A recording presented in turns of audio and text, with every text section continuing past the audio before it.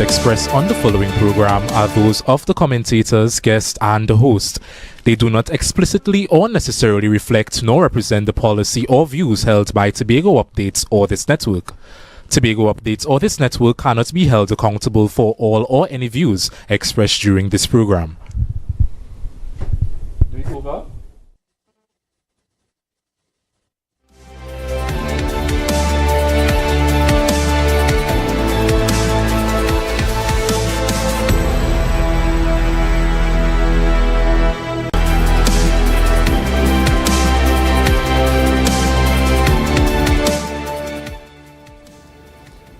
Hi and good evening. Good evening to Tobago and by extension Trinidad and Tobago. All you viewers out there on Facebook, various platforms. My name is Marlon David and welcome to this week's episode of the Minority Report. As per usual, we have an exciting and information-packed evening today. And we are going to be entering into some serious discussions, addressing some matters of urgency and importance to you, the residents of Tobago and Trinidad and Tobago by extension. For those of you who are looking on at the program, let me encourage you to share the live link. You can view us on the Tobago Updates website. You can look at the program on the Tobago Updates YouTube channel, or you can log into the Facebook page, the platform most commonly used by many persons, because it gives us the opportunity to interact and for you to comment on the live. For those who are AMPLIA subscribers, you can tune into channel 102. That's channel 102 on the AMPLIA network, and you can log into the show and take it in from the comfort of your living room.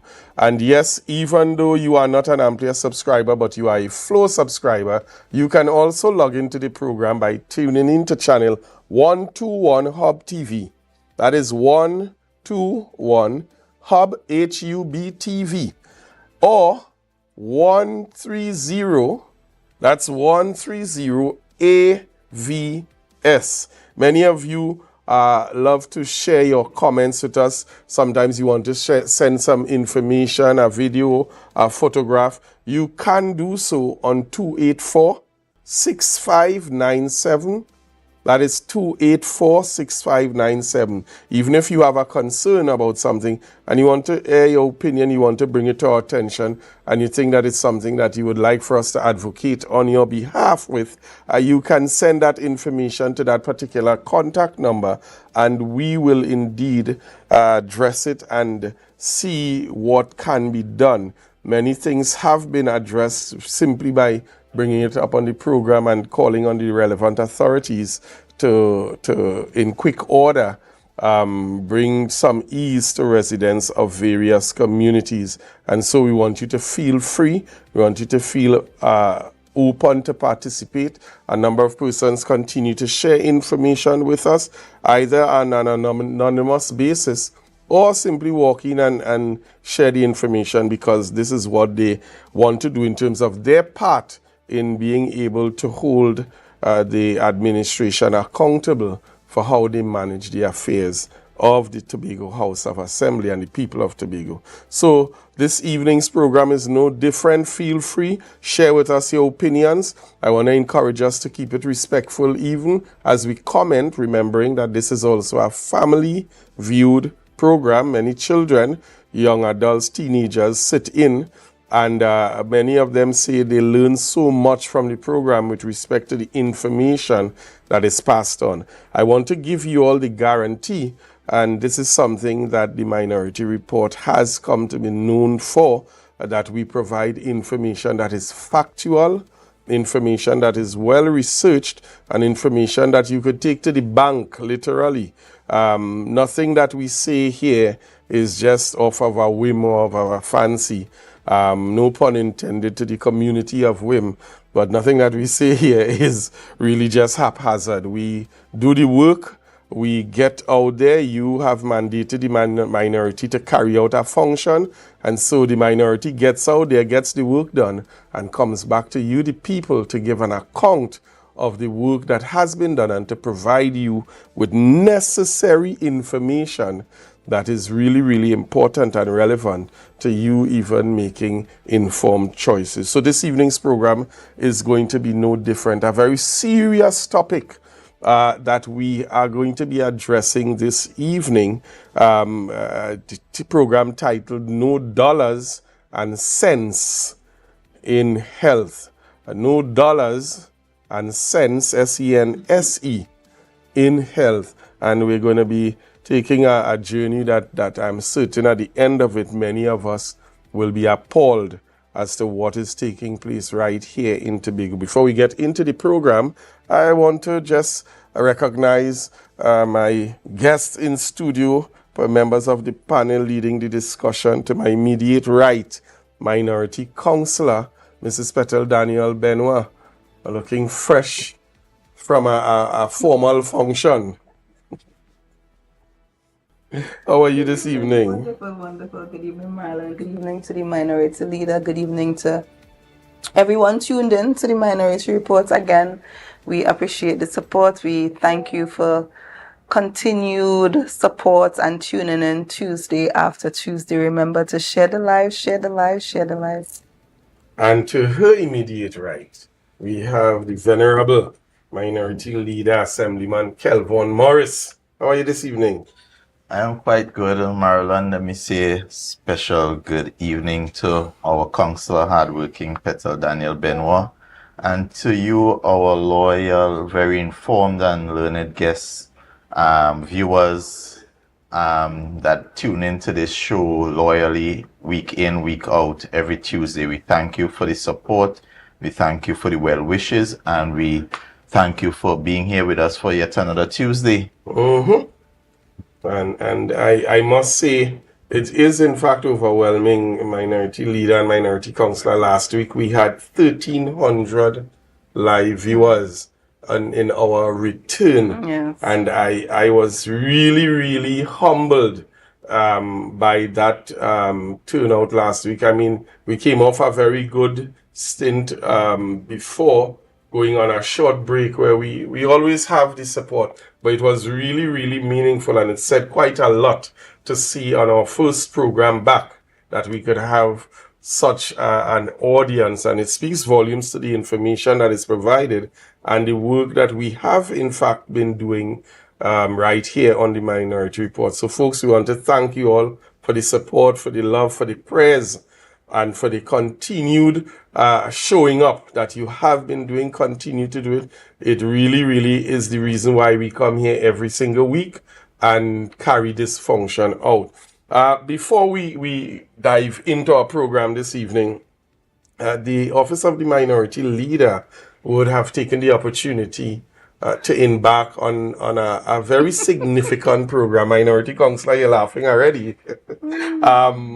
Earlier on in the year, coming out of some discussions, very what we consider to be important and pertinent discussions with the team at Happy Haven School, and coming up with a program where we now, and we can say it because when we spoke of it last on Minority Report, it had not yet actually materialized, but we have successfully begun an internship program where presently we have 2 students of the Happy Haven School coming out to the Office of the Minority Leader weekly, learning basic office functions and preparing documents, interacting with the public, and doing basic office staff functions. And indeed, it has been quite an interesting journey thus far.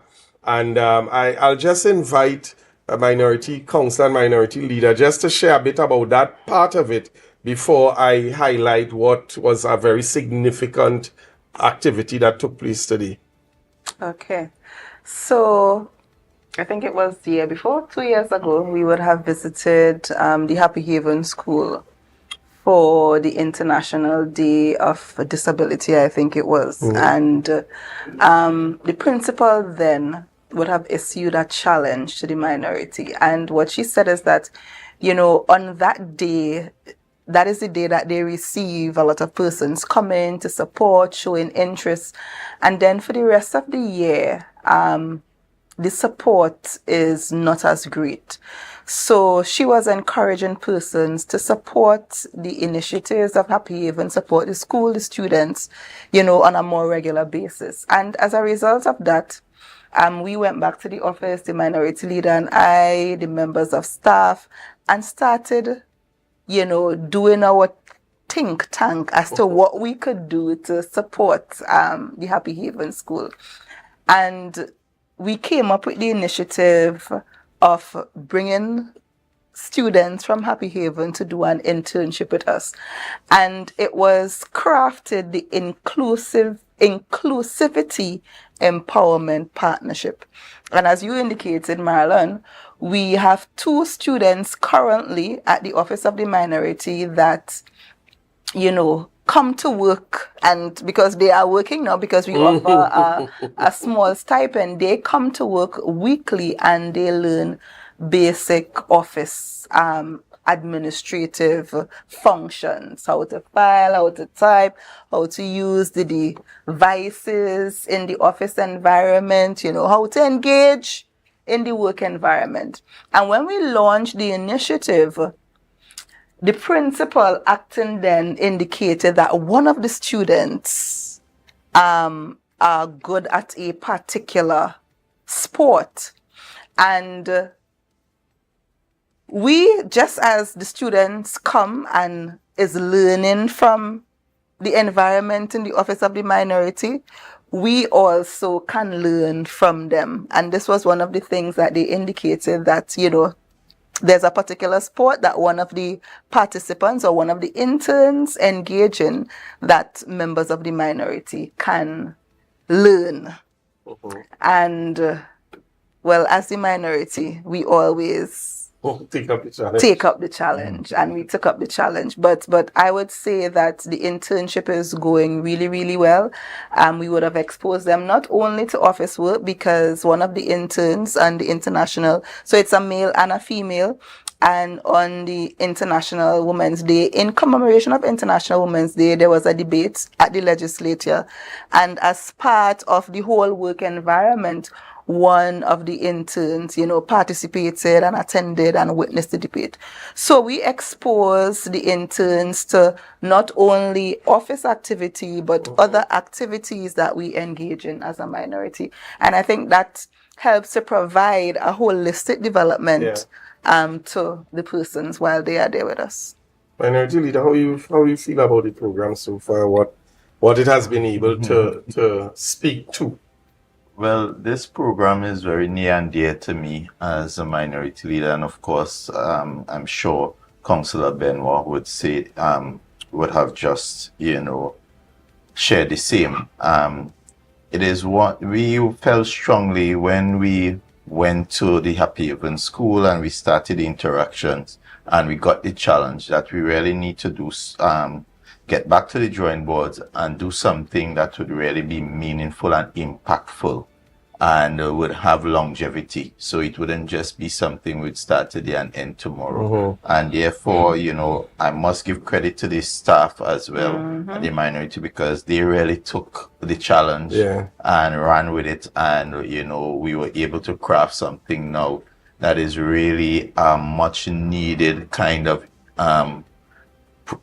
intervention experience in Tobago. In fact, we were told when it was launched, I remember the vice principal acting at the time was so excited because she felt like this was something that was lacking in the Tobago space, and it really allowed and provided an avenue for us to genuinely show and demonstrate that, every child matters and everyone has a contribution to make, and we must provide the opportunity and the platform for them to be able to contribute and not treat them like, we use the word special, and special meaning you are just to be in this corner.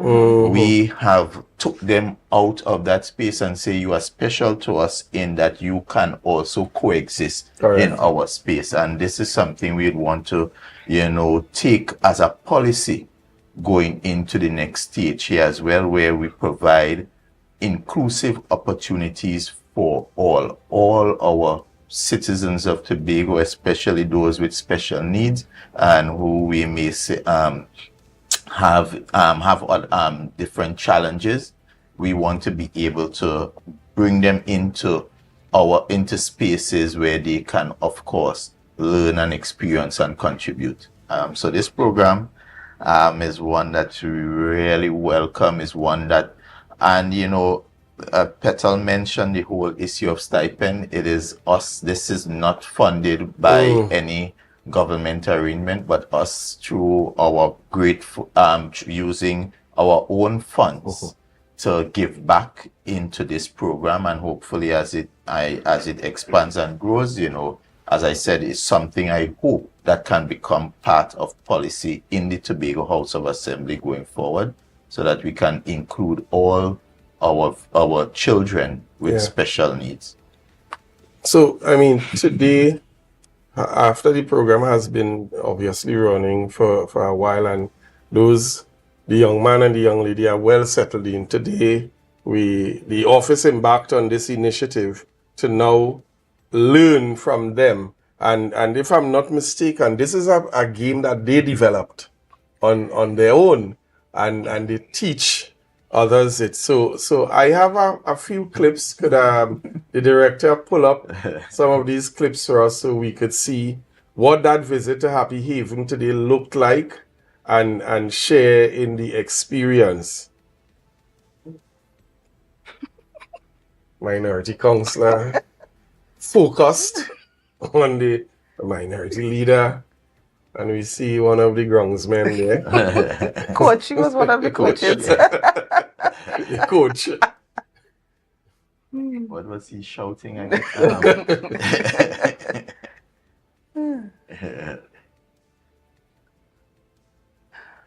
So guys, help us to understand. So this is our intern Anisha is one of the Tobago representatives that compete internationally, and I understand she's a champion bocce. Bocce player. That's the name. Yes. Bocce. I was trying to get the name. Bocce. Yes. So she's a champion bocce, and as I said, it reminds me. It is like a sort of bowling. Yes, because actually when I did the research, it said it's an Italian bowling. Right, that was the feel I got. Yes. And we had this thing we used to play even with pitching as well. Yes. And you throw them out the ring. Yes. So it was a lot of fun, and. So the objective is actually to hit the objective is, the first thing you do is the person who wins the toss will have the first throw, and the first throw is you have to within a 30 feet radius. It must stay within 30 feet the white ball. So there's it's a smaller ball. They call it a palino. Yeah.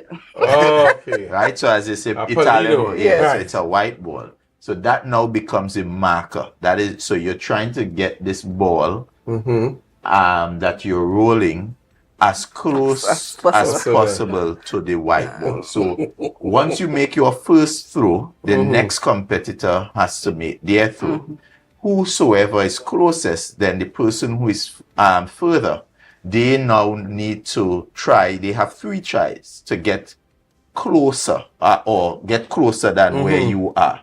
Okay. If they are unsuccessful, then you get a point. And depending on how close you are, if you're within, I think, 2 feet, you get 2 points. If it's outside of 2 feet, you get 1 point. And you go again until to 4 points. So it could be 2 rounds, 3 rounds, or 4 points, or 4 rounds, depending on how many points you are able to accumulate. As you can see, the champion.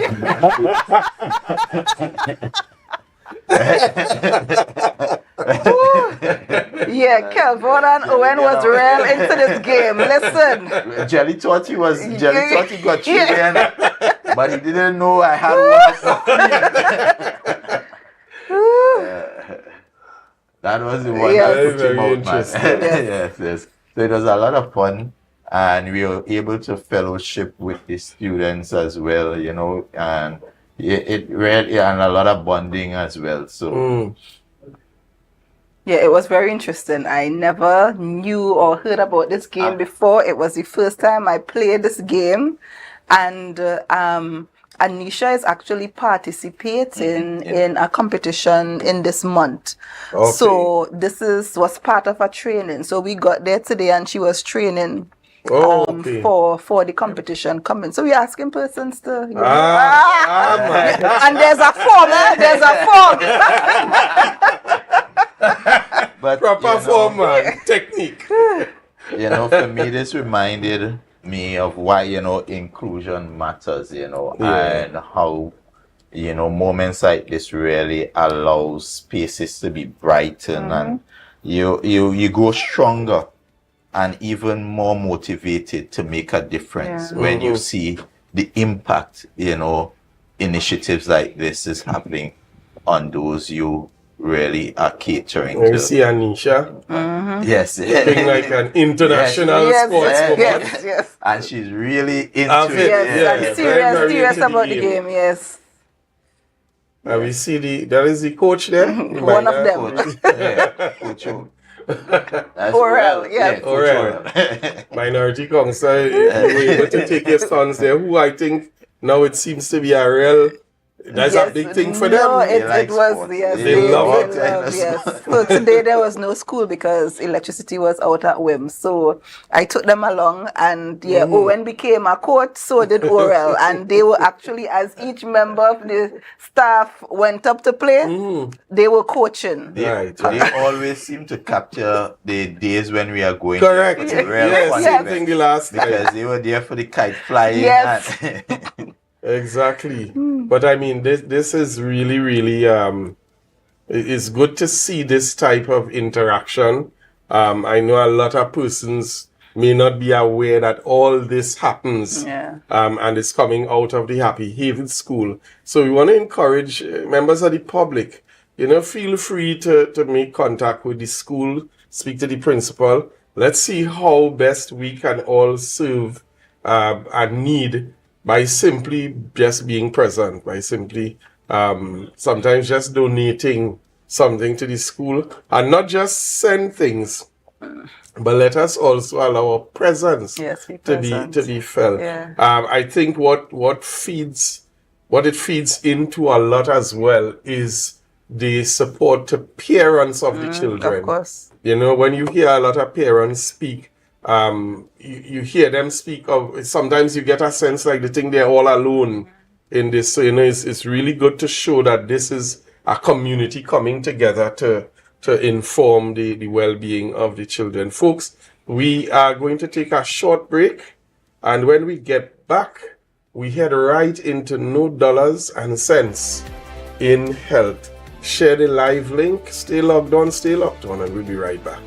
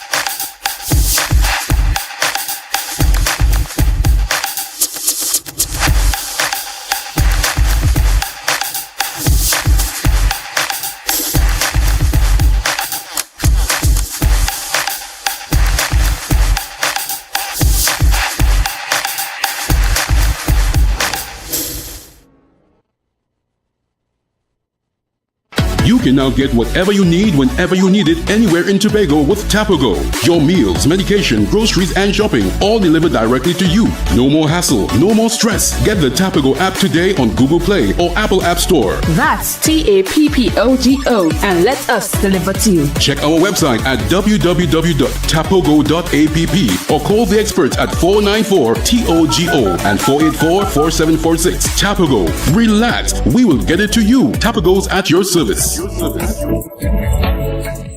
When the game is on, you don't want to miss the best moments. With AMPLIA TV, you can enjoy our ultimate sports package and watch your favorite games on the go. Stay connected and informed with sports news, scores, and stats with AMPLIA's fastest internet speeds. Up to 1 gigabyte fiber internet, you can stream riveting football action, cricket, NBA games, and much more. With AMPLIA, it's game on. Visit amplia.co.tt or call 800-4663. AMPLIA. Do more, live more. The best place to stay in Tobago is at Thorn's Place, with rates starting as low as $2. Do you think you know Premier League or Champions League football? What about international cricket or the IPL and CPL? How about NBA basketball?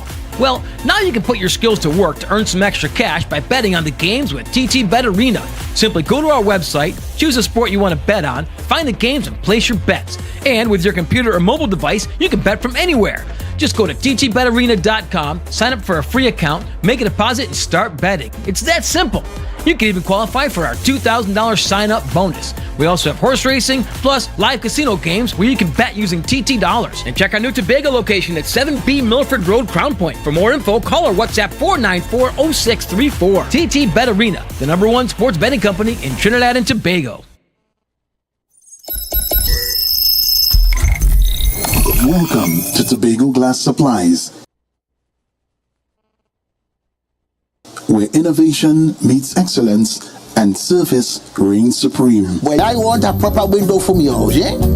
I want no shake thing in my place. Our commitment is simple: to provide high-quality, innovative aluminum, vinyl, and glass solutions for both commercial and residential spaces. We get a wall on the side and we get a hole. You can put a window there, invent something, a window for put there. At TGSL, we don't just meet needs, we exceed expectations. Our range includes the finest aluminum cladding options, setting new standards in durability and style. Well, me meet ya. Me don't know who I'm talking to, but my cousin Tufina tell me, for call all you go get proper thing for put there, me don't know. Driven by our passion to elevate, we aim to be the leading supplier in the Caribbean market while retaining our identity as a family-owned business. Driven? No, I ain't driving. I get a bus ticket. One of me pick me, them go drop me down there. Must bring me down there. Russo Trace Springer, down by the page down there. Because at Tobago Glass Supplies Limited, it's not just about products, it's about relationships. It's about you. It's all about me? Who's your family? You know Edna and Dorka and them, you know them, but you resemble them Edward boy and them Edward people, them you. Tobago Glass Supplies, Russo Trace Spring Garden, telephone number 639-6266. Innovation, quality, service. That's Tobago Glass Supplies Limited.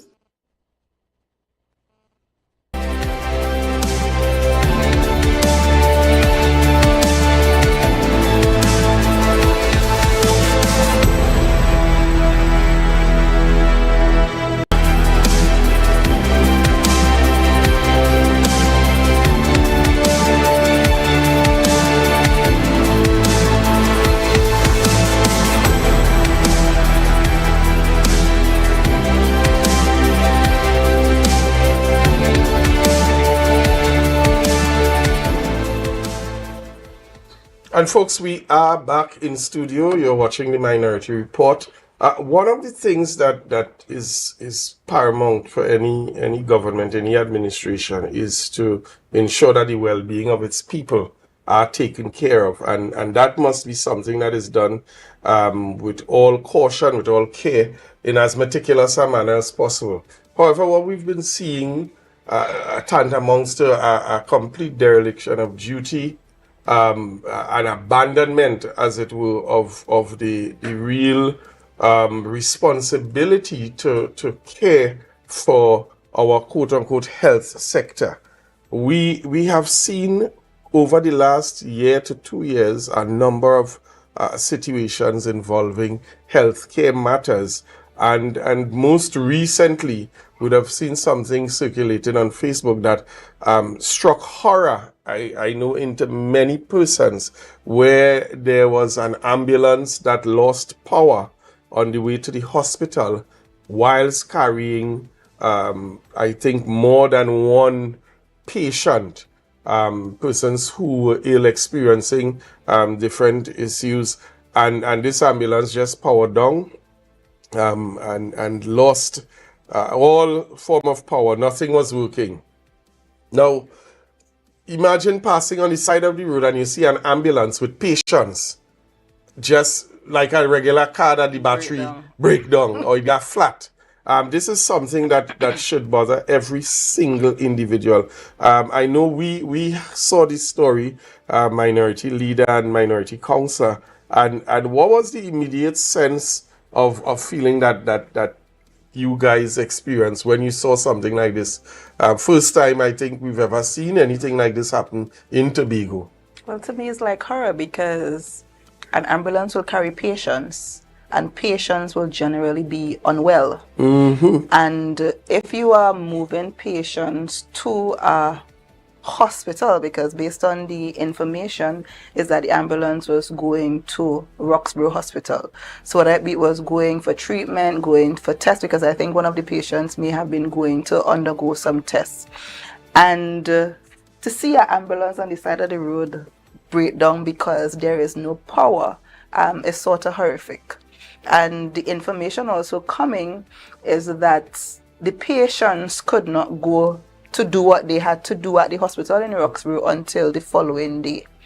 So in the event of something severe, in the event of an emergency event, it was critical.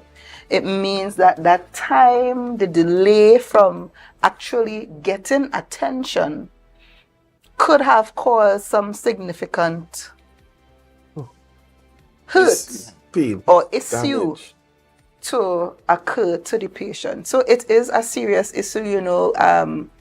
Just consider the loved ones of the patients, you know, in the ambulance, because I'm sure they will be there wondering, you know, uneasy about what is really happening to their patient and how serious this issue could have been. So we just thank God that the seriousness of the incident did not escalate to where, you know, lives could have been lost. So we just thank God for that, but better has to be done. Better has to be done as it relates to patient care, as it relates to maintenance of the equipment in the hospital. Because again, arising from that issue, I think we are told that the CT scan in the hospital has been done for some time. And the patients may have to be transferred to the Roxborough Hospital. We are also hearing that the MRI has also been done for some time. And I don't know where patients are going to get the services required for MRI. So, well, as the director, just to pull up that photo as we engage in it, where we saw this loss of power. Minority leader, this is something that is... well, the thing about this, for me, it really depicts the current state of governance on the island of Tobago, and it is almost embarrassing that in 2025, where just 2 months ago in March, we commissioned 3 brand new ambulances, and we were told that another 9 or so is on the way. We have spent over $17 million, and here it is that in a situation which could have been life and death, your EMT service you are having this kind of embarrassing and alarming situation where patients are being taken for medical services, and on the way, the appliance, the vehicle, the ambulance that's supposed to take them safely to access that service is not functioning, would have broken down. And you could imagine the panic, the pandemonium, the fear. Yeah. Imagine being already ill and experiencing something like that. You get better. That's a shock. You know, I think that is symptomatic of a breakdown of health care on the island of Tobago. And if you walk the length and breadth and you talk to the average Tobagonian, while they are not making loud noises in their very quiet spaces, you are hearing some serious horror stories. And I'm extremely concerned about the management of healthcare on the island of Tobago under this current Secretary of Health. We have a question right now on the order paper that they are afraid, mortally afraid to answer. Because that question again goes back to the level of malpractice that is happening in and at especially that Scarborough General Hospital under the leadership of a secretary who again has this island being operating without a board. Again. In one term. So in the period of 3.5 years, we have spent more time not having a board of directors than we have actually had a board of directors. We have had a situation where, imagine the person who was the chairman of the board, even after the expiration of the board, was on their social media being identified as the chairman, signing documents on behalf of the board. It is utter madness. It is utter chaos that is happening. And this ambulance service is one of the areas that exposes serious maladministration, incompetence, inefficiency, and I dare say, perhaps, corruption. Because I would have raised it, and I recognize the media is staying very far from it, mortally afraid to highlight this issue of the procurement of ambulances. The media in Tobago does not want to do its work and highlight the issues that Tobagonians ought to be aware of. Because we have produced the information, and anybody could go online and Google search, and you will get what is the going price for an ambulance. That is public information. So therefore, I am very concerned as to how no one finds, other than the minority, I guess, finds it alarming that in 2025, we are paying over $1.44 million for ambulances of which the brand is unfamiliar. The brand is inferior. And of course, there are multiple issues to the point that even after the ambulances were delivered in October of 2024, none of those ambulances is in fact operational, providing EMT emergency response on the island at this time. So you commissioned the ambulances in March. We were told they would be put into service almost immediately. And up to as far as my information tells me, and I'm advised, of the 3 ambulances, only 1 has been used, and it is being used for that very transfer system. In fact, as far as I understand, it is not even being used by the EMTs, but someone else is driving, and the other 2 is not in use. So after spending over $17 million, a whole almost 6 to 7 months later, we are not getting the service of the ambulances in the way they were purchased for. And I would share with you some alarming information why that is so. Yeah, because Minority Leader, fellow Tobagonians, outside of the cost, because the cost when compared to industry standards, you recognize that the cost to procure the ambulances were quite exorbitant. And then outside of the exorbitant cost to procure, we saw where the ambulance had to be retrofitted. So again, that was another cost that I am sure was not catered for or budgeted. And if you are procuring ambulances, you would think, or one will think, that you have a particular specification, particularly that we would have procured a fleet of ambulances in the past, so you will know exactly what is the requirements and the specification of the ambulance that you will want to procure. And in procuring a new fleet, you will hope that that happens with the required specifications.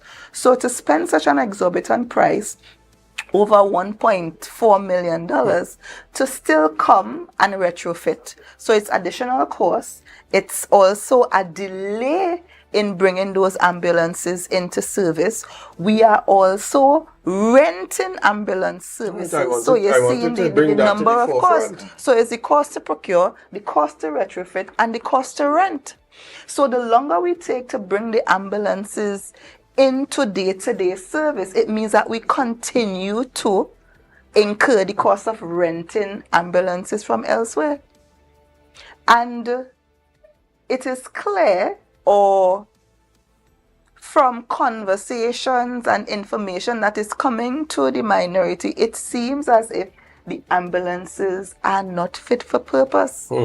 Up to today, we were having conversations, and it was jokingly stated, but I think it's something very serious that, apparently ambulances, they can't go more than 80 kilometers per hour. An ambulance is an emergency vehicle. You go to pick up someone in an emergency, you put on your red lights, and you move as quickly as possible. So, and I am happy, Councillor, you raised that, because again, I am being reliably informed that there continues, even after retrofitting, there are still significant issues with respect to these ambulances that will restrict the EMT's ability to provide optimal service to those who require emergency support. Understand, there's issues with the stretcher. The stretcher could only carry a maximum of 250 pounds. So imagine if you happen to be somebody over two, then you gotta walk. Well, basically, it's a serious issue, because you cannot receive medical attention with the ambulance coming to collect you at your home. Yeah, so imagine if you would have had some issue where you require to be put on a stretcher. Yeah. Especially if it's and you are downstairs. over 250 pounds. And imagine, think about us going somewhere in the east already, where the roads are narrow and all that, hilly and that kind of thing. and the ambulance would have come to how far it could come, and you now need the stretcher to take the person from their home to into the vehicle. We are being told that if you are over 250 pounds, you won't be able to get that stretcher service because it then becomes it does not hazardous now. Yeah, it's a hazard. All right. Understand as well, in terms of the lift, it can only go from high, and it can only go low. There's no medium range. So you can only be adjusted 2 levels, high and low. I also understand, and that is just the tip of the iceberg. There's so many in terms of the EMTs and what they know are the requirements. There's so many things missing. I'm being told it. So it reached a point of some of it cannot just be fixed by retrofitting. So it's either they would have to forego the ability to provide some of these assistance and services. And more than that, I also understand, and this is where I would really, it is alleged that the procurement system, the procurement process was interfered with. That is the allegation coming, why we have ended up with a misfit, because somebody, some senior person decided that whereas the procurement process would have recommended the supplier who wanted to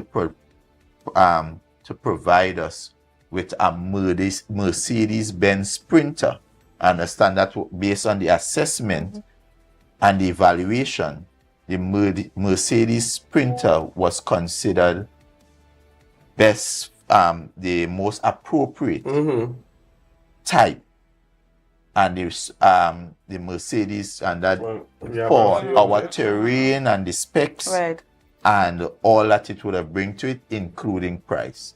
And I understand that that process, the allegation is, it's alleged that that process was interfered with, and an instruction came from a senior person to have this supplier procure the ambulances. Procure the ambulances. And I guess that is why but we are in there this were place 2 options. Yeah. And so it was 3. So I understand there were 3. There was the option to go with the Ford, and of course we know that is what we have as Ford, yes. And those Ford ambulances that we currently have were purchased in 2015, and I want Tobagonians to understand this. When those were procured, we procured 10 of those. And we went directly to the manufacturer in Miami. And so it was basically the division purchasing directly from the Ford manufacturer, and we were able to get those Ford ambulances for a total cost of $5.3 million for 10. Which meant that we paid $530,000 per unit.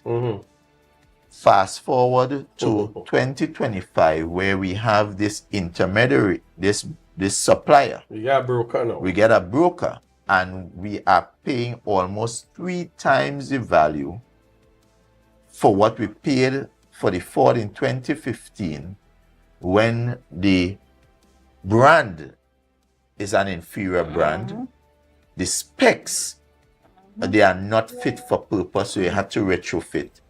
And we are in a situation where we can't even at this time utilize those ambulances. And I'm saying any right-thinking, Tobago-loving person understanding these allegations and these facts will find it reasonable to concur with the minority that this procurement of these ambulances requires an independent, transparent investigation as to ascertain whether the procurement process was above board and whether it in fact ensured that we got value for money. Minority Leader, this is a statement coming out of the authority when the redecommissioning, and there we're seeing the cost per unit. Correct. And yes, $448,100. That is $1.5 for each $1.5 million, $1.5 million for one unit. And what of is an inferior quality. But the point is, it is $1.5 million. Now Tobagonians to understand an ambulance that came without air condition, ambulance that is a manual transmission, not automatic. Not automatic. So you have taken us back in caveman days. Only one access. Only one access. They had to now go and cut open the side access. They didn't. I think they didn't even have no kind of entertainment. So you didn't even have a radio so you could, as you're driving to keep it. Yeah. Is the fan is the fan at the top? Yeah, you know, I remember those fans were back when they had those 120 wide. Yes. But as we're speaking, I actually got a message indicating, and again we're asking the question, why are the ambulances currently not in service after they were commissioned on the 28th, and we were told that they will be in service shortly. Since we are having the discussion, I just got a text with reliable information that indicated that, I think it was last week, Thursday or sometime last week, 2 of the ambulances was on the boat to Trinidad. So heading back to Trinidad again. So these ambulances perhaps they have gotten more boat ride than I've ever gotten in my life. Because you would recall when they came, right? We raised the whole issue because persons had concerns, and we raised the issue on behalf of them. And you remember the TRHA tried to downplay that there were no issues, and then, but all of a sudden the same ambulances that they had parked up went back to Trinidad, and they were there for some time. Fast forward, they came up again. Yes. And then they went down again. Then they came up again for the commissioning, and now we are being told that they've gone again. Yes, 2 went so back they probably enjoying the fast ferry more than a lot of us. And many persons don't understand, because it's easy to think that, okay, you're just saying that. But I want the director to pull up those photos there, which proves that the ambulances were actually already parked at one of our medical facilities, which would indicate that they are ready for use. So I want him to pull up those photos and show us it on a reel. Those were after the commissioning. This is after the commissioning. And remember, gentlemen, when the minority first posed the question, that was more than a year ago. So that is an important point, because, and this speaks to the incompetence of this administration. I believe, again, they have a lot of Guinness Book of World Record for incompetence and management, because this process started in 2023, we were told. And it was only in October, because remember, December we had a crisis, ambulance crisis. And we asked the question, what is happening? They told us, well, they're leasing, but they have a process to procure and purchase. And so then in October, we were told finally that the ambulances are here, and it at the time was costing $16 million for the 12 ambulances.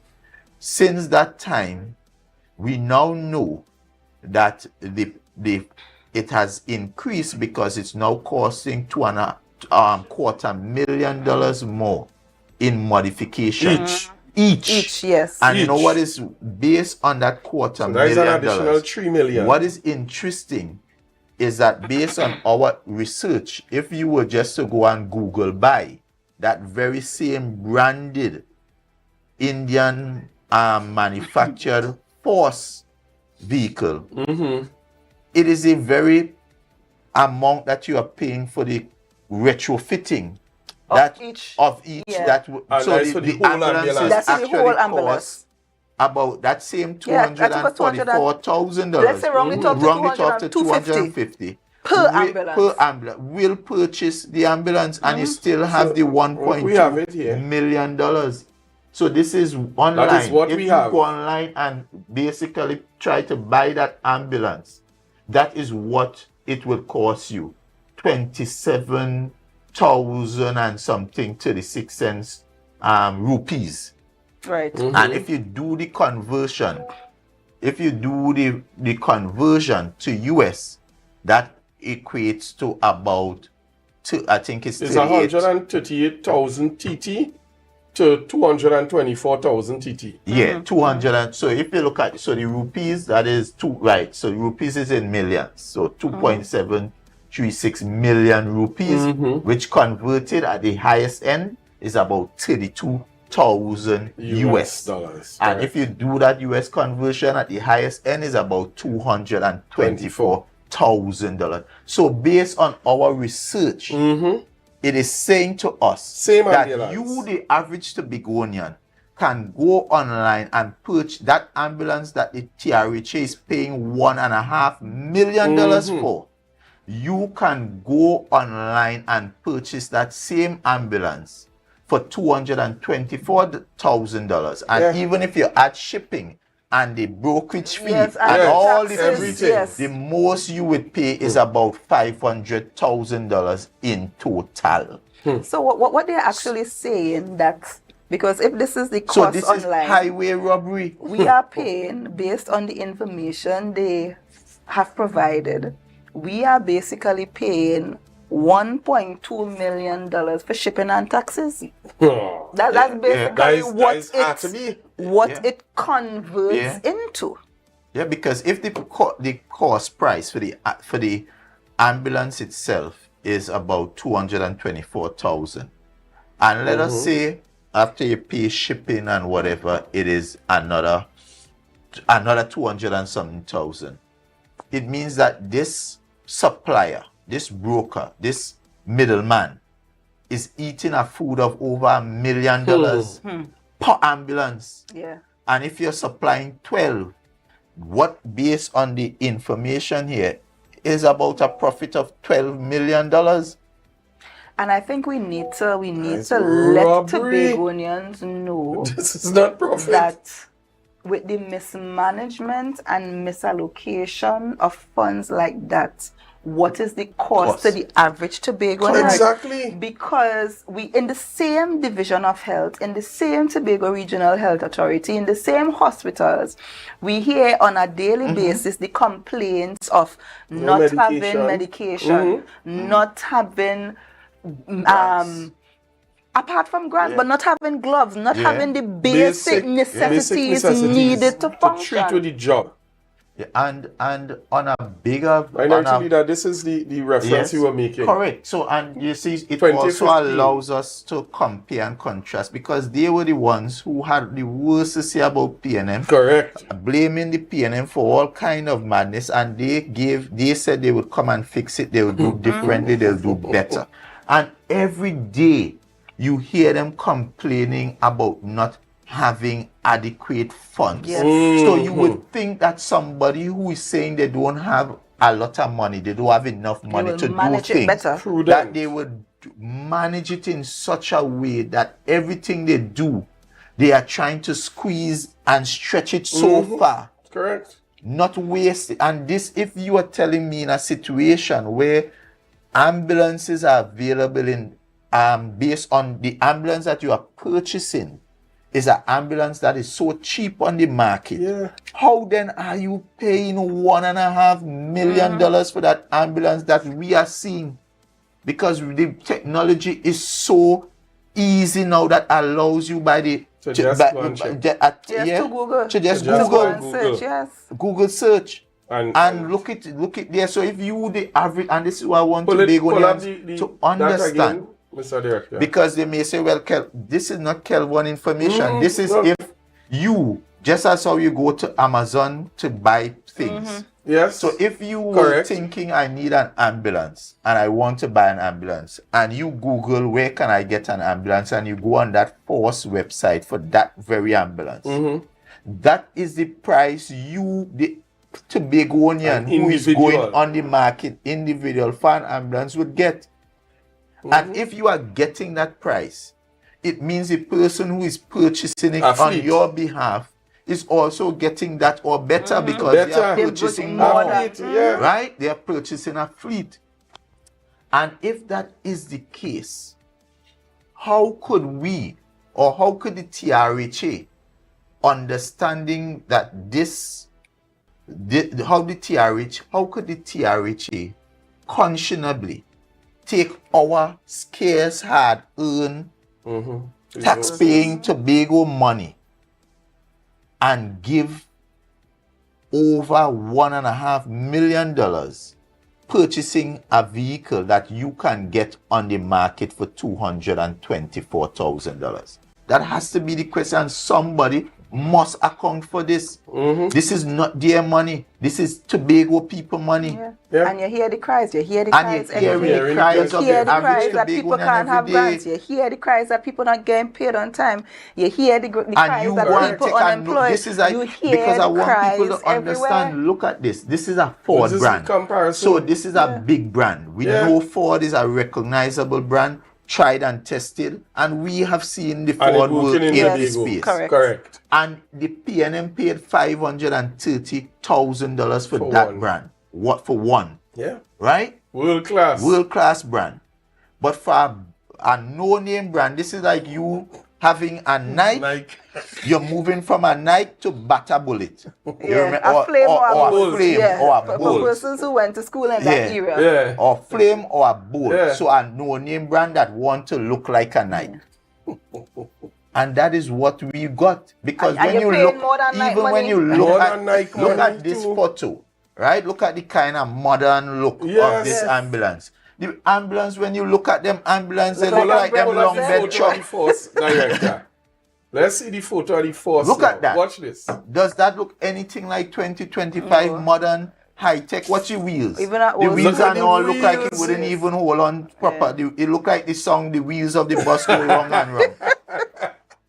No, man. Yeah, but this is a very serious. And these things, they do it silently and think that no one in the public will ask the questions, that no one will do the investigation, no one will check. But this is what is happening to Tobago.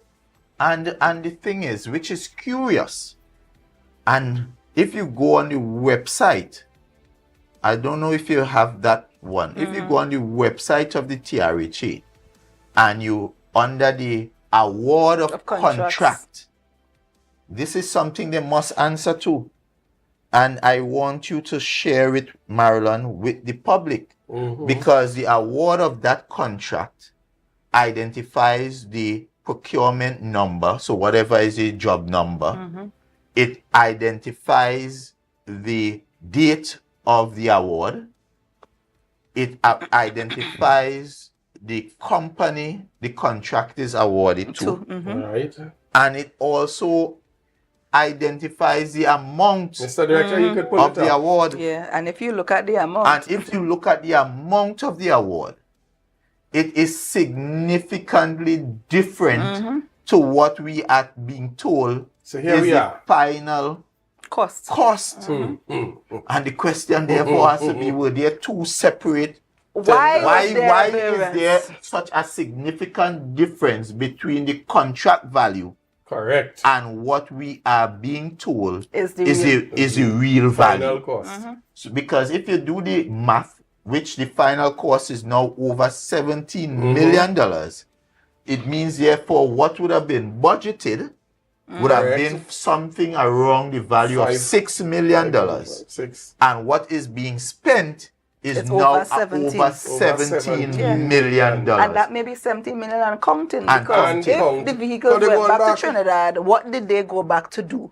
And what is the cost of whatever they went back to do? And my question is, who is going to take responsibility for this mess? Who is going to take responsibility for this mess? Because while Rome is burning, the Tobagonian who requires the EMT service, just as we saw last weekend, life is at risk. And this is the cost, fellow Tobagonians, that we pay when you elect people who do not have the capacity to manage. Because I've always said, notwithstanding you hearing them making the noise, yes, Tobago would always need more to advance its development. But the critical and fundamental issue facing Tobago at this time, more than anything else, is the issue of poor management at the executive level.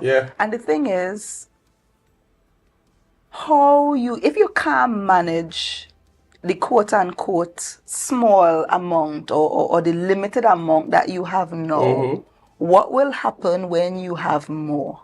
Correct. And Mr. Manning said it. If your car manage the small things, or if you tell the lies in the small things, what will happen in the big things? And what is frightening, and this is first-hand information, these that we're seeing here, the 3 that we see in all colorful and outfitted, the other 7 were seen in plain white in the impound in Trinidad. So notice the statement said that one should be because the question has to be, where are the rest? Where are the rest? Where are the rest? White. So, and how long do we have to wait to get the rest? What is really happening? They said with by this September procurement? for the rest. But they said by March you again for we in May going into 3 June and 2 gone back. Yes. So all we have here so far are maxi taxis costing $1.5 million. That we cannot use. You know, sometimes we have to remind people. We were outraged when we heard, and I would say rightfully so, because if you heard that we paid for a zip line and we only have rope, that is thing to be outraged for. But that was only $3 point something million, right? And there was at least ropes to show. But in this situation, we are talking about $17 million. And I am asking the question to my fellow Tobagonians, where is the outrage? Where is the concern? This is 12 million. They budgeted for about $6 million. And they have ended up spending an additional 12 million, and yet you only have 3 ambulances delivered, and only one we know about that actually been utilized. This is scandalous. And I'm surprised. I'm calling on the media people. I'm surprised that you are being silent on this, not really allowing this message to go, not asking the question, who have find the time in the media to call the secretary and ask her the tough questions about this procurement. This is worse than the zip line. Correct. This is alarming. And I'm calling on the OPR as well to get involved. You do not even need. Once this is reported in the media and the public space, the law gives you the power to actually launch investigations.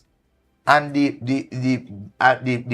representatives of the OPR in Tobago must take a look into this. We will do our part by writing, but this requires a thorough and an urgent investigation. This has been going on. This has been going on for almost 2 years. A procurement process where $17 million is involved. And we have only gotten 3, and of those 3, only 1. Minority Leader, if you do the maths, that initial contract value of $5.5 million, when you divide that by 12, it's approximately $460,000, which would have been in line with the cost of the ambulances online, as well as taking into account shipping and taxes and whatever. So this let's was round it off for $500,000 for the ambulances. It has now ballooned to 1.5. So $1 million has been added on to each unit. For what? Who retrofitting that? This is alarming. It is concerning. And as the minority leader indicated, we should have some outrage about what is currently taking place with the management of your hard-earned, my hard-earned, our hard-earned taxpayers' dollars, especially in light of the fact that we continue to hear the cries of we don't have money. People are complaining they're not getting paid. I got a call very recently. We didn't get paid for Carnival. We didn't get paid for this. Vendors crying all the time after every major festival on the island. And to top it off, as we close, because I know we have to wrap up, I am being told, they say sometimes Trinidad and Tobago, they have that saying about what is real place and not, but based on what is happening under this administration, sometimes I just really wonder if they're for real. Because I am being told in this very same division of health, well, it might be now renamed the division of madness and mad people, is that they are actually, there's the appointment of an acting administrator. And while that position has been filled with a body, that very person who moved from one position continues to also hold a substantive, that acting position that they were in before. Minority leader, explain that. Explain it like you guys are a little child. All right. What? So I because this is information being shared with me and someone,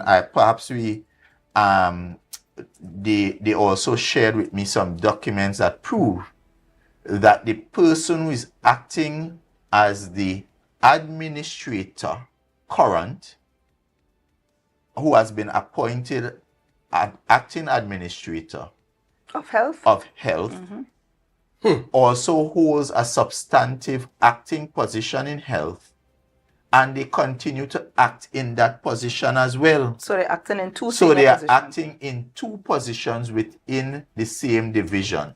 And it is so bad, it means therefore that they are in fact, because the administrator is the accounting officer for all of health, and of course the overall supervisor of all officers. So they are actually supervising themselves. But how can that even happen? How is that possible?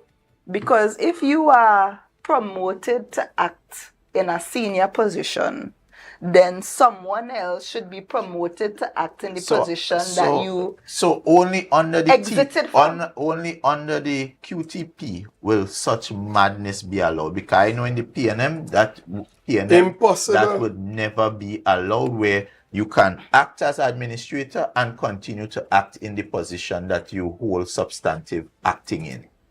So it is basically him or herself unto him or herself, and continues to sign. So you're signing as administrator, and you continue to sign in your acting substantive. Which are you really? And you're instructing as your substantive rostering people in your substantive posts, and also supervising yourself. But in a case when there is inherent benefit for one of the positions that is supervised by the other. So the only thing, just to be clear, I'm told, because I know person might be concerned if the person is receiving two salaries. I understand they're being paid for the more senior position, which they're acting in, but in terms of the functions, they are functioning in both positions. So we hope that the Division of Health, if they didn't know before, this has now been brought to their attention, and they could resolve this, fix it, the Division of Health. So I'm not saying, you see, the Division of Health, it is the Secretary of Health, because ultimately, she has according to the HA Act, the Secretary is the one that has ultimate responsibility for general direction and control. And I remember them they used to remind the secretaries when they were on the other side of their responsibility to ensure that things go right. So ultimately, all of this madness that we've just described, all of this chaos, all of this mismanagement falls squarely on the shoulders of the Secretary of Health. Square on the shoulders. So folks, I mean, as usual, time always creeps up on us. This is a serious issue. We are not just comfortable with providing the information and allowing you, the general public, to understand what is taking place, but we are also calling on the members of the media to stand up and ask the questions. These things are happening right here in Tobago, quietly, and no one is asking the question. So let us not be part of the problem. Let us all work together to be part of the solution. And we're calling on the media, we're calling, as the minority leader said, on the OPR to even pick up on this story, because there is more in the mortar than the pestle in this particular situation. Folks, you saw the facts, you saw the information. Any media personnel, any news reporter willing to get the information, we could make it easy for you. We have the information. We can share it with any media house, and you can have the opportunity to do a fact check. But at the end of the day, somebody must be held accountable for this madness that is taking place and critically affecting the people of Tobago. Folks, we are out of time. Minority Leader, Minority Councillor, any closing remarks?